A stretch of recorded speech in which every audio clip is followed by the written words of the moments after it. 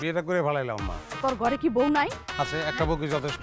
একটা বিবাহিত পুরুষ আমি কেন বিয়ে করব? আমার দাদাই করছে তাই বিয়া, দাদার বাপে করছে। ছোট লোকের থাকবো একটা বউ, বড় লোকের একটা বউ থাকবো কেন?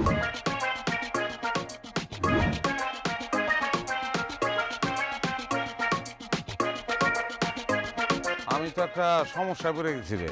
কি সমস্যা ভাই? বাথরুমে গেছে, ফিরে এসে এরকম শুরু করছে।